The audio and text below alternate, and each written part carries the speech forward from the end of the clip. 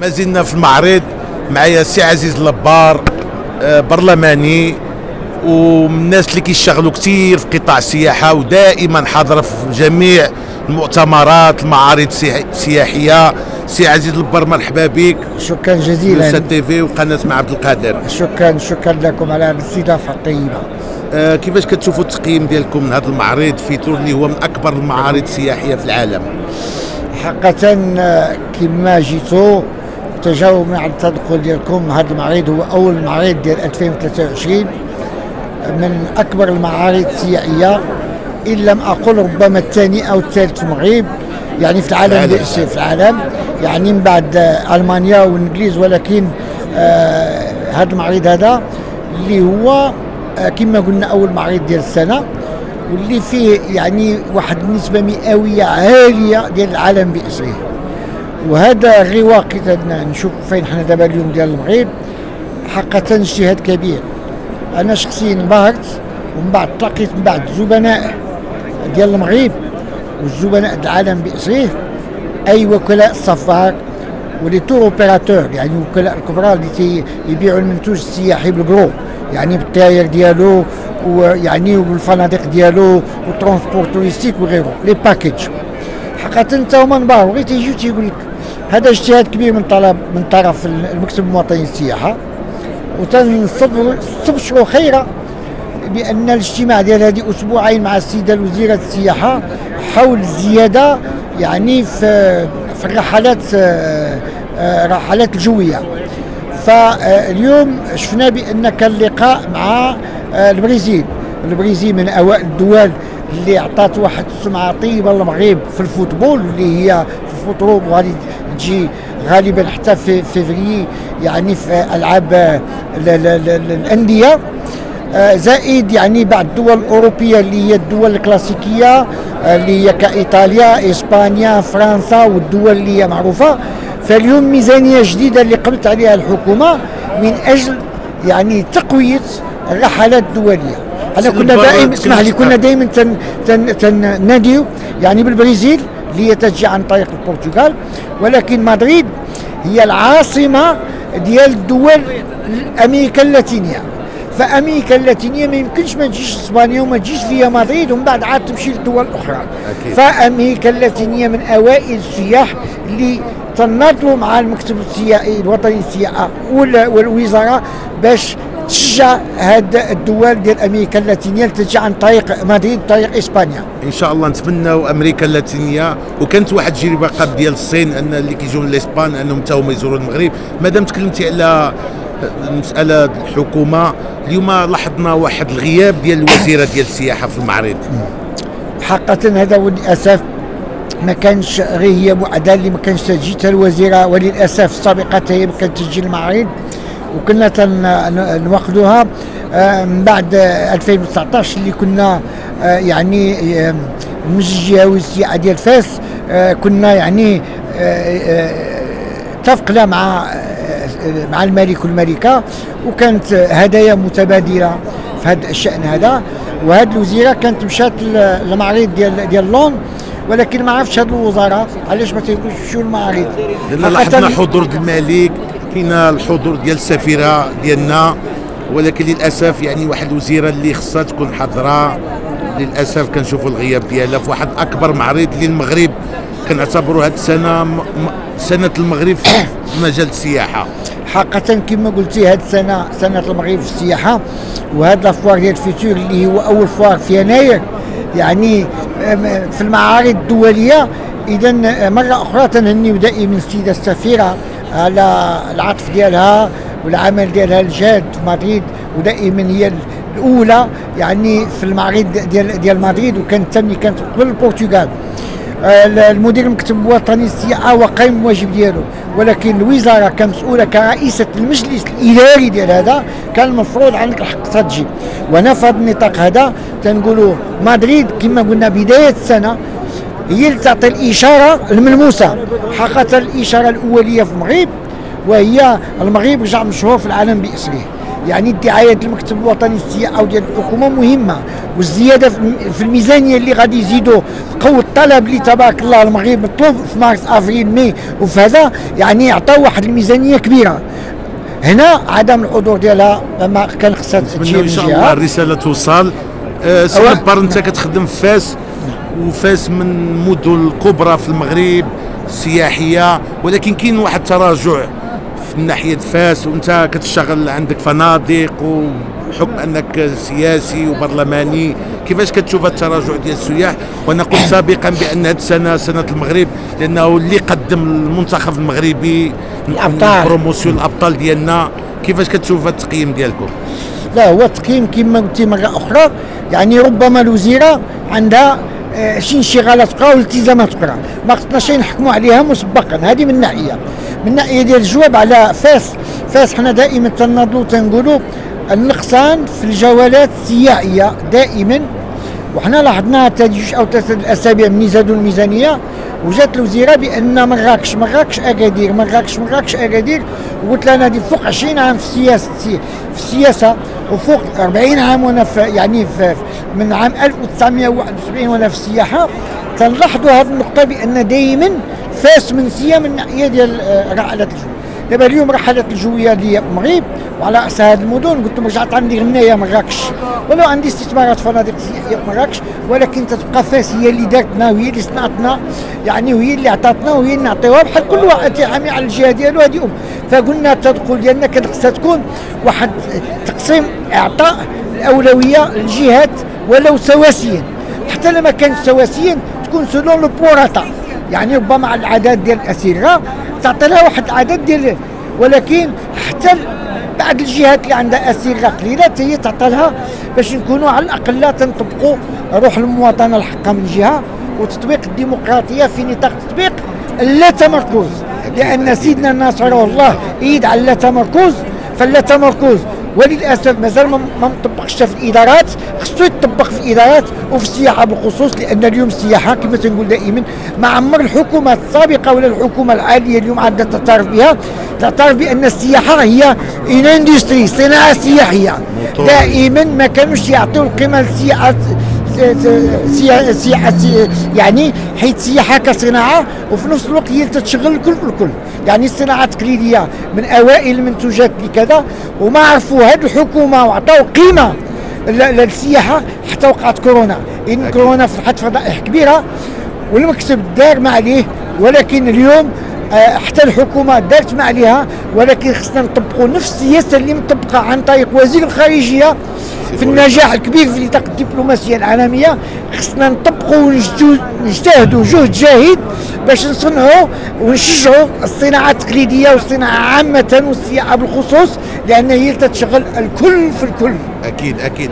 سي لبار، نعم. كان عندنا واحد قبل مشروع ديال 10 نوصلوا ل 10 ملايين، الحمد لله فتناه وصلنا ل 13 هاد السنه. يعني كاين كما قلت سابقا يعني سنه المغرب ممكن نوصلوا اكثر من 20 مليون سائح في 2023.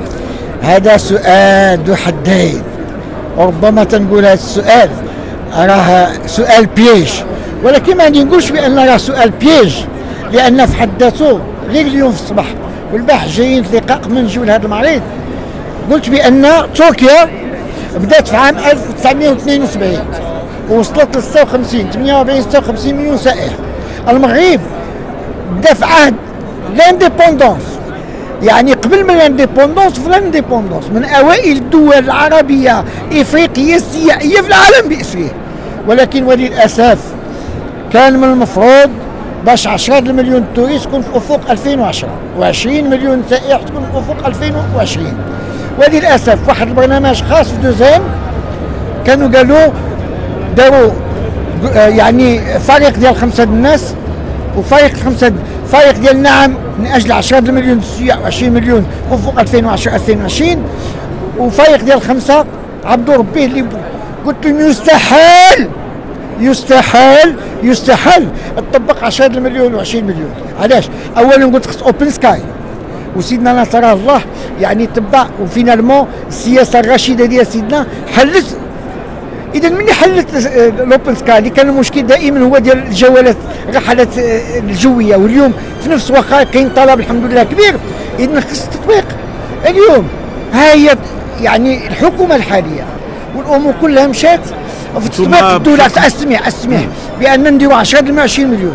انا تنقول دابا اليوم الصباح تنقول لهم راها مهزله، حنا ما وصلناش 13 مليون ودول اخرى غاديه بسرعه البرق. شنو هو الفرق ما بين التسيير المغربي ديالنا والتسيير ديال بعض الدول الاخرى، لا في السياحه ولا في الصناعه التقنيه ولا في الصناعه. اذا تنقول انا هذه مهزله، خصنا جميعا نخدموا يد في يد. وكما اليوم الحكومه اعترفت بان السياحه يعني عاد اعترفت بها كسياحه صناعيه وعطات لها بعض الاولويه، واليوم تنشوفها يعني حشومه وعيب ما نوصلوش ل 20. اذا 17 مليون في اللي باغيين في البرنامج الجديد يعني في 2026 مازال اذا كانت تديرش. خصنا في 2026 على الاقل بالمطلق حنا نجيبوا 30 مليون ماشي 17، ولكن اعاده النظر يعني في المنشات السياحيه، يعني في الفنادق السياحيه، في الانفراستركتور، في الطرق. المغرب بدون بترول وبدون غاز، الحمد لله عندنا الطرق، عندنا لي زوتوروت، عندنا لي ترامواي، عندنا لي ترام لا الجرون فيتاس والامن والامان بفضل الله وسيدنا نصر الله والسياسه الرشيده. اذا هذه مهزله ديال 17 مليون، يعني خص الحكومه تفيق وتنوض ونخدموا يد في يد. ولكن بالتالي لابد ما يمكن هذا الشيء يدار الا باعاده النظر في العقليه ديال الادارات باش تسهل وتبسط وتسرع المساطير الاداريه عامه. والسياحه الا بغات تسهل خص اعاده النظر في المنشات السياحيه، واعاده النظر في الادارات، واعاده العقليه ديال الادارات كما كانت الدوله خوصت المنشات ديالها اقتصاديه وسياحيه ونجحت في الخواص. اذا اليوم الدوله مراهنه على الثلثين ديال العامله من الخواص. ما يمكننا نطبقوا هذه السياسه الداخليه الاقتصاديه الا باعاده النظر في المساطير الاداريه ومحاربه البيروقراطيه القاتله الساحقه. اتفق معك سي عزيز. شكرا. ولكن تكلمتي على دور الحكومه، انتم بحكم انكم كتشاركوا بالحزب اللي كتنتمي فيه الحزب الاحرار كتشاركوا في هذه الحكومه هذه، يعني انت بحكم انك الدور ديالك كبرلماني وفاعل يعني في مجال السياحه. نعم حنا تنديروا اكثر من جهتنا، واكبر دليل هو شهاده المواطنين جمعاء. ربما جيك زاجر تنقول جمعاء، ولكن داخل المغرب وخارج المغرب التدخلات اللي تنديروا في البرلمان ولو احنا في الاغلبيه تنقولوا بان تنعطيو النظريات ديالنا وتنعطيو الاقتراحات ديالنا في نفس الوقت. اذا ما تنديروش نعارضوا حنا في الاغلبيه، لا بالعكس، يعني تنعطيو بعض يعني الخلالات والتفسير ديال بعض الامور اللي هي تسوى، ولكن في الوقت نجيو باقتراحات. اذا الاقتراح اللي تنقول انا كما تنقول دايما في التدخلات البرلمانيه ولا محليه ولا جهويه، لابد من اعاده النظر محليا وتطبيق لا تمركز ولا طبقنا الطريقه الحقيقيه لا تمركز كما بغاها سيدنا نصر الله. غادي يمكننا نمشيو لقدام، وغادي يمكن كعبد ربيه عود في الاغلبيه. ولو كنت سنين الولايات الاخرى دائما في المعارضه، ربما تيقولوا عندي دماغ المعارضه، انا ما عنديش دماغ المعارضه. الناس تيقولوا لي انت عندك منشات ديالك علاش ضدها؟ تنقول انا ماشي ضدها، انا معاها، لان ملي تنعطيو يعني بعض النظريات وتعطيو بعض الاقتراحات في نفس الوقت راحنا ما تنعارضوا. ولكن ملي تيجي التصويت تنصوتوا، وقبل ما تنصوت تنبرر التصويت. اذا تنديروا ما علينا، واليوم ان شاء الله بحول الله بالسياسه الرشيده ديال سيدنا الله ينصرو غادي نمشيو لقدام وغادي لقدام. والمغرب من اوائل الدول الناجحه بدون بترول بدون غاز عاطيه الاكله ديالها، وان شاء الله شكرا. يعني احنا اوبتيميست، غنبقاو اوبتيميست. ربي يعطيني على قلبنا على قد الاوبتيميست ديالنا. كنشكرك سي عزيز. شكرا تبارك الله. لان عندك واحد الغيره للوطن والناس اللي كنفتخروا بهم. شكرا جزيلا لانك اشتغلتي كثير في مجال السياحه. شكرا. ونتمناو ان شاء الله هذه السنه 2023 نوصلوا لذاك 20 مليون. لان كاين واحد المساله ربما ما قلت هذا الشيء قبل، ان الكلمه اللي كتستعمل اكثر في جوجل هي كلمه المغرب، لان عندنا واحد الابطال اللي هما اسود اسود الاطلس، وبهم خصنا نفعلوا 17 مليون في افق 2026 نجيبوا 20 مليون وايضا هما على الاقل مغاربه العالم، بحكم انني كنعيش في مدينه برشلونه مدينه سياحيه، واسبانيا عندها انتعاش كبير في السياحه. علاش ما نكونوش حتى حنا بحال اسبانيا اللي كتستقبل اكثر من 60 مليون سائح في الصيف؟ علاش حنا ما نكونوش بحال اسبانيا؟ علاش ما نكونوش بحال اسبانيا وصلت 86 87 مليون؟ انا كنقول لك في الصيف يعني قلتها اسيدي، اعاده النظر في المساطير الاداريه واعطاء الاولويات للسياحه والصناعه التقليديه من طرف هذه الحكومه. بدات دابا تعترف بان السياحه الصناعيه من بعد كوفيد الا ما عندناش النظر من بعد هذه المشاكل ديال كوفيد معنا ربما ما نوصلوش حتى لذاك 17 مليون. لا نوصلوا ان شاء الله، ولكن خصنا نتعداو ل 20 مليون اذا كنا مغاربه وحنا مغاربه احرار، وغنوصلوها ان شاء الله. الوزيره تجي تحضر معارض وتكتب في اللقاءات ديالها، الحمد لله على الاقل الاسبانيه المغربيه ربما عندها شيء هذا، ولكن ملي كاينه السيده السفيره والمكتب وانتم تشوفوا هاد يعني المهنيين بكثافه من جميع انحاء القطاعات السياحيه وغيرها، فان شاء الله بعون الله يعني بعد تطبيق الاستثمار كما جا به سيدنا نصره الله، وتطبيق ميثاق الاستثمار، واخر افتتاح قالها يعني في 20 غشت، وقالها في يعني في ثورة الملك والشعب في الخطاب ديالو، وختم بافتتاح البرلمان. الماء ثم الماء ثم الماء الاستثمار فلا بد من تطبيق ميثاق الاستثمار، فلا بد هذا ميساج المدراء ديال لي زاجونس اوربان وديال وكالات الاستثمار وديال السلطات المحليه باش اقليميين جهويين يسرعوا ويسهلوا الا بغينا نمشيو لقدام ونحققوا على الاقل 10 ولا 20% ولكن سي عزيز، نعم. يعني هي مساله المغاربه كاملين، نعم. لان بعض المرات كنعيشوا بعض الاحداث مثلا اللي وقع في مراكش، سيارات الاجره اللي كيوسخوا احيانا صوره. هذا الشيء خصنا نعيدوا النظر فيه، ولو ربما تتوقع حتى في بعض الدول الاخرى. اكيد يعني خصنا نعيدوا النظر في هذه الامور، وهذا المشكل ديال مراكش مشكل عويص ديال التاكسيات، وانا نعطي نداء خصهم يحلوا يسيبوا مشكل لذاك النقابه. انا ماشي ضد النقابه، مع النقابات حر يعني دستوريه حر مقبوله، ولكن اللي تكون منتجه ماشي مهلسه. الوعي اللي نقصنا بعض الاحيان، خصنا كاملين نوعوا بان المغرب فوق كل شيء، والسياحه واحد المنتوج اللي خصنا نستثمروا اكثر. شي عزيز مره ثانيه ومعكم عن طريقكم ان شاء الله، ودائما نقول الله الوطن الملك ويعيش المغرب ديالنا السعيد. تحياتي.